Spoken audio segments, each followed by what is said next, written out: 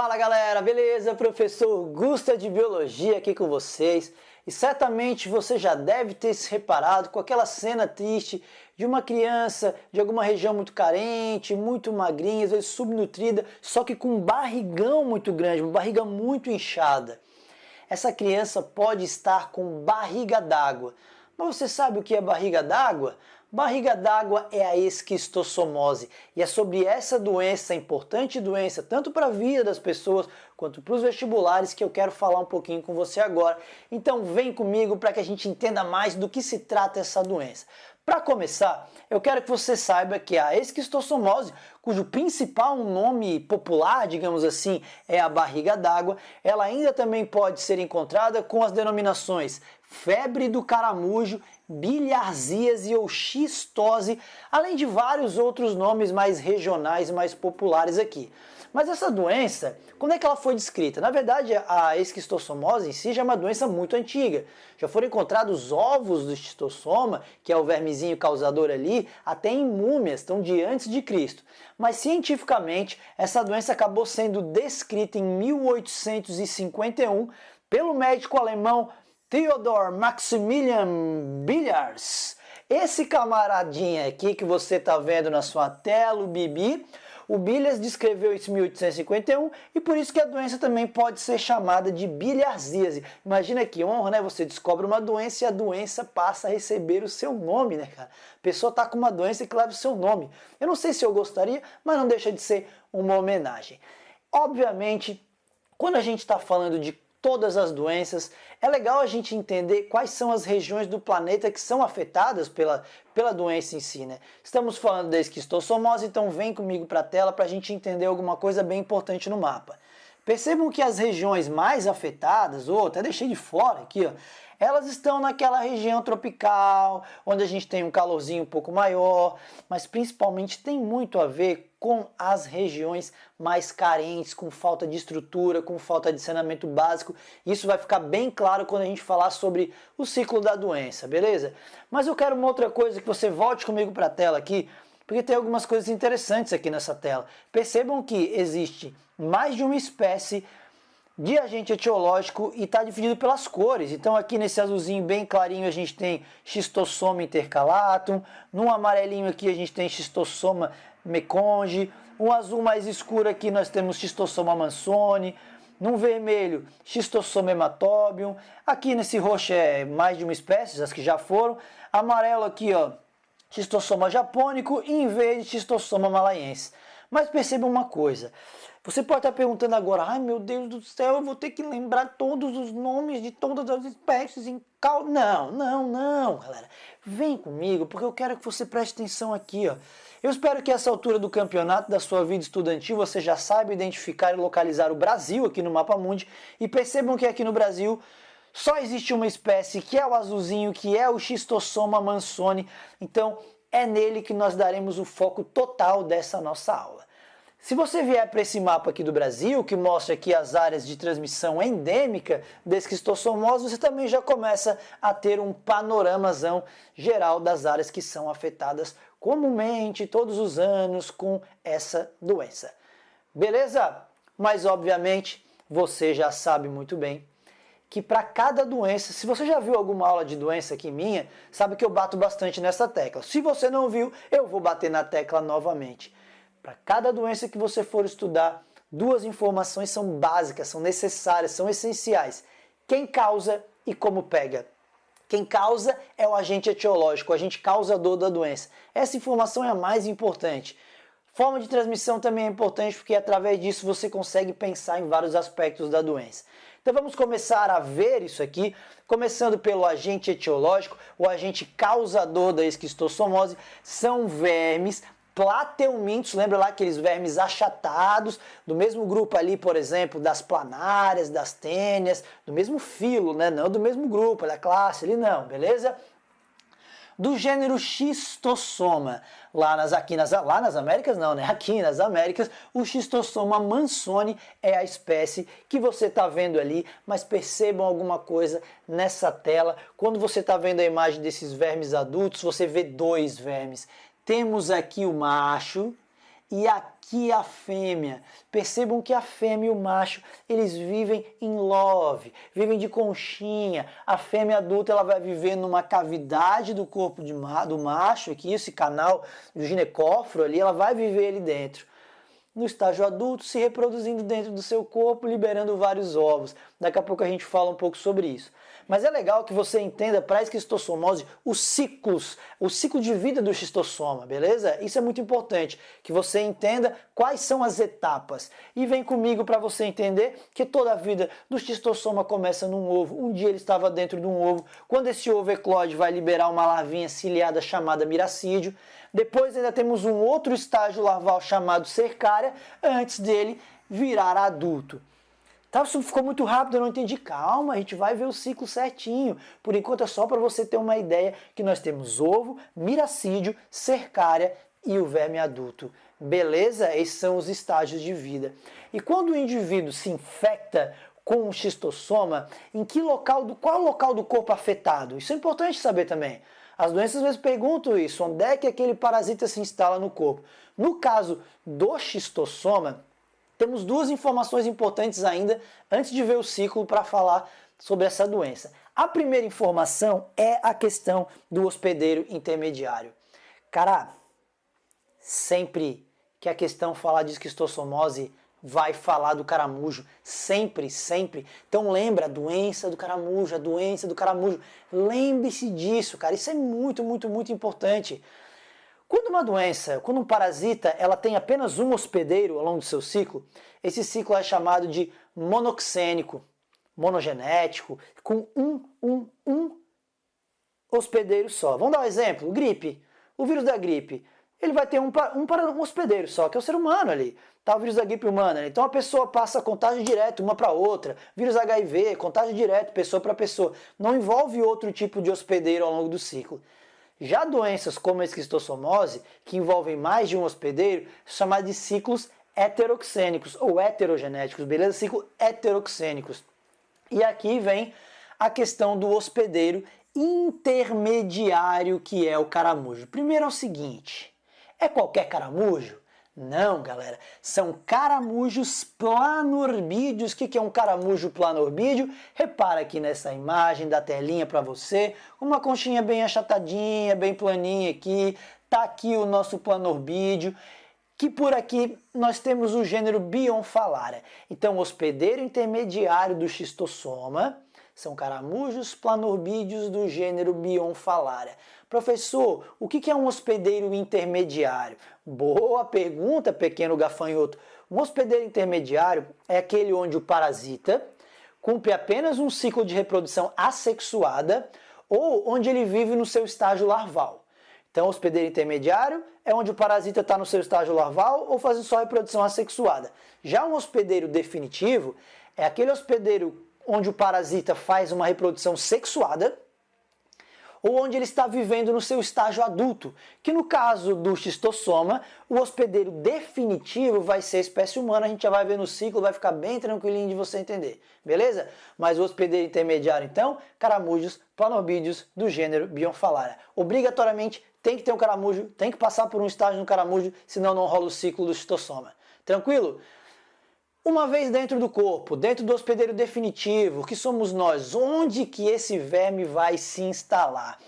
Vamos ver no ciclo um pouquinho melhor, mas dentro do corpo humano, primeiramente, assim, ó, eles se instalam no sistema porta-hepático, que é um sistema de vários vasos sanguíneos ali ao redor do fígado. Tá vendo aqui, ó, veia porta, por exemplo? Então aqui, ó, sistema porta-hepático, nós estamos ali. Quando eles atingem a maturidade sexual, a fêmea vivendo dentro do macho, aqui, nessa loucura toda, aqui na sua veia porta, no seu sistema porta-hepático, eles acabam migrando para os vasos mesentéricos. E esses vasos mesentéricos são aqueles vasos que estão próximos à região do intestino ali. Intestino, bexiga, os vasos que estão ali. E eles vão se reproduzir, por isso que essa reprodução libera ovos, e por isso que os ovos acabam indo para o intestino e saindo nas fezes, porque eles estão se reproduzindo ali na proximidade. Beleza? Mas, obviamente, para entender melhor como tudo isso acontece, vamos falar sobre o ciclo. E para te mostrar o ciclo, você sair daqui craque nessa doença, eu vou te mostrar 2 slides com o ciclo, e eu tenho certeza que você vai entender o ciclo, então vem comigo. Vem comigo para a tela primeiro para entendermos esse ciclo. Começando aqui, ó, no estágio adulto, beleza? Olha só, estágio adulto, sistema porta-hepático, o vermezinho macho e fêmea estão pareados, beleza? Olha só, o adult schistosoma. Sei que a imagem está em inglês, mas se você não é bilíngue, não fala inglês, não tem problema que eu vou comentando a imagem toda para você. Tá vendo aqui o macho, olha só, opa, não, aqui ó, o machinho e a fêmea aqui, vivendo nesse canal ginecófilo que ele tem. Eles vão se reproduzir e ovos serão liberados. Para onde que esses ovos vão acabar indo? Eles vão acabar indo para o intestino e eles vão ser liberados aqui nas fezes. E é aí que mora o perigo. O perigo é que esse cidadão estava morrendo de vontade de evacuar, de dar aquela cagadinha. Só que ele não tinha um local adequado e ele fez o seu cocôzinho perto do mato, perto de um lago. E ele está infectado com um xistossoma dentro dele. Esses ovos são liberados nas fezes, acabam atingindo o ambiente aquático e vão eclodir. Hatching of eggs. Hatching, eles eclodem ali. E aí agora, galera, presta atenção. Antes de voltar para a tela, vem comigo. Quando esses ovos eclodirem, lá no lago, vão liberar uma larva ciliada. Vocês vão ver vários ciliozinhos ali, chamada miracídio. E esse miracídio precisa urgentemente encontrar um caramujo planorbídeo, porque o próximo estágio de reprodução é dentro do caramujo. Se não tiver o caramujo, ferra todo o ciclo dele, beleza? Então volta comigo para a tela para a gente entender isso. Tá aqui o miracídio, ó. Essa larvinha ciliada que vai sair nadando e tentando procurar absurdamente esse caramujo planorbídeo. Se ele encontrar, ele vai infectar o caramujo e dentro do caramujo essa larva miracídio vai se reproduzir. Então a reprodução da larva miracídio origina larvas chamadas de cercárias. Volta para mim agora porque eu quero te explicar uma coisa. Cara, é bem interessante essa reprodução porque assim, ó, você já ouviu falar em partenogênese? Partenogênese é aquela reprodução onde o indivíduo adulto ali libera óvulos e esses óvulos se desenvolvem sem que tenha ocorrido fecundação. Então nós temos vários artrópodes com isso, as abelhas são muito famosas por fazer isso. Lembra que para nascer macho, para nascer o zangão, a abelha rainha coloca um óvulo, o óvulo se desenvolve sem fecundação e forma um zangão? Isso seria uma partenogênese. Só que essa reprodução aqui seria como uma partenogênese, só que é feita por uma larva. Porque a larva miracídio entra no caramujo e se reproduz o partenogênese. E o nome é pedogênese. Grave isso que eu estou falando para você, porque pode aparecer numa questão ou outra mais específica. Pedogênese é quando uma larva se reproduz o partenogênese. Interessante, não? Essa reprodução aqui, que é uma poliembrionia, dentro vai liberar essa larva que é chamada de cercária. E aqui vem uma coisa importante. Como que a cercária infecta um ser humano? Penetra na pele. Skin penetration, motherfucker. Ela vai penetrar na pele da pessoa e aí essa pessoa vai ficar infectada. Vai ter um outro ciclo um pouquinho mais completo ali e tal, para mostrar para você no próximo slide, mas acho que deu para entender o básico, né, galera? Uma pessoa infectada vai liberar ovos nas fezes, esses ovos vão acabar atingindo um corpo aquático, então o primeiro estágio vai ser o ovo, beleza? O ovo. Essa larva, esse ovo vai liberar uma larva ciliada chamada de miracídio, que está ali no lago, precisa encontrar um caramujo. Se encontrar um caramujo adequado, vai infectar o caramujo, vai se reproduzir dentro desse caramujo e originar uma larva chamada cercária, que essa é a larva do capiroto, porque a pessoa vai tomar um banhozinho naquele lago, vai pescar, vai lavar uma roupa ali e a larva acaba penetrando na pele, infectando essa pessoa. Tanto é que existe uma frase, uma expressão em alguns locais que sofrem bastante com esquistossomose, que é a seguinte: se nadou e coçou é porque pegou. Se nadou e coçou é porque pegou. O que significa isso? Se a pessoa foi nadar naquele lago e depois saiu com coceira, é porque ela acabou contraindo esquistossomose. São áreas mais conhecidas por enfrentar esse tipo de problema. Mas vem comigo e daí ela vai virar um adulto, né? Dentro do corpo do ser humano. Mas vem comigo de novo para a tela para eu te mostrar um ciclo um pouquinho mais completo. Eu sei que está todo em inglês aqui, meu Deus do céu, professor, eu não gosto do inglês, mas calma, galera, é só acompanhar a imagem. Então vamos começar aqui, ó, com a cercária penetrando a pele. A cercária penetra a pele, ela vai cair na corrente sanguínea, vai cair na circulação aqui e vai se instalar no sistema porta-hepático, lá próximo do fígado, beleza? Macho e fêmea em love, fêmea dentro do corpo do macho. Esse estágio, tá? Desde que ela nos infecta até chegar no estágio adulto, infectando, dura mais ou menos uns 45 dias ali, beleza? Até virar adulto ali e tudo mais. Aí aqui, galera, tem uma coisa importante. Percebam que ele mostra aqui 3 possíveis destinos desses vermes adultos e tal, mas eu quero que você destaque o B. Porque o B é o Schistosoma mansoni, é aquele que vai cair na sua prova. E o Schistosoma mansoni, os adultos, eles vão acabar migrando para as regiões próximas aqui do mesentério, que são esses vasos do intestino, então por isso que os ovos acabam sendo liberados nas fezes. Outras espécies aqui, ó, os ovos são liberados na urina, enfim, mas tá aqui, ó, ovos liberados nas fezes é o que nós temos para o Schistosoma mansoni, nas fezes. Uma vez que essas fezes atingem um corpo aquático, os ovos vão eclodir e vão liberar uma larvinha ciliada chamada de miracídio, que vai encontrar um caramujo, no nosso caso é esse caramujinho aqui, ó, o planorbídeo, e lá dentro do caramujo começa a se reproduzir, para originar a larva cercária, que penetra a pele do ser humano e inicia o ciclo tudo de novo. Tranquilo?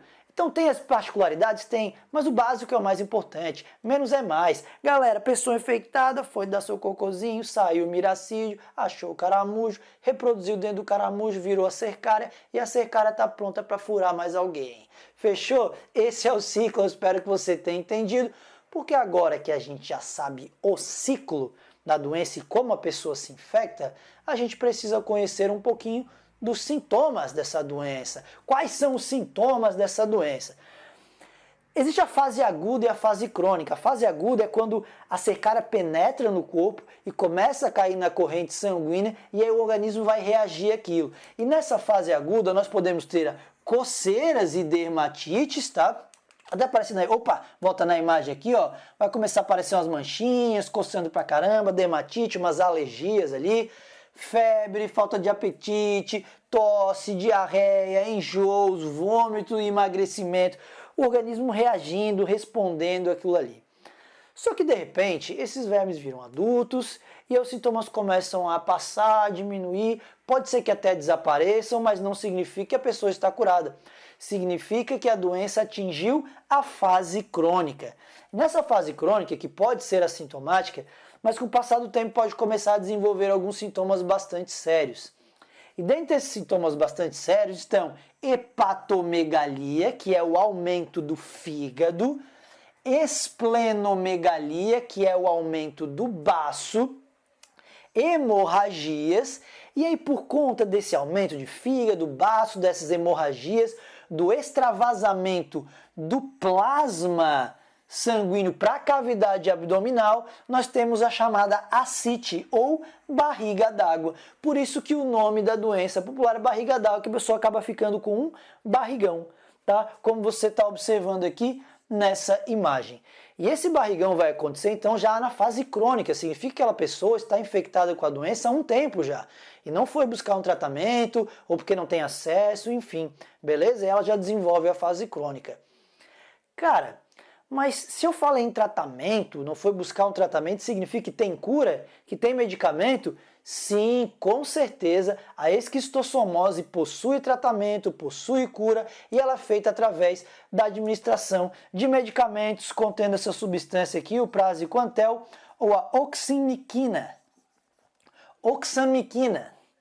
Esses medicamentos são bastante eficazes, então eles curam de fato a pessoa dessa doença. Só que tem um problema, né? No Brasil ele é disponibilizado pelo posto-saúde, então pelo SUS, a pessoa não paga. Quer dizer, não paga. Pagamos através dos nossos impostos, mas a pessoa está na sua disposição. O problema às vezes é o acesso.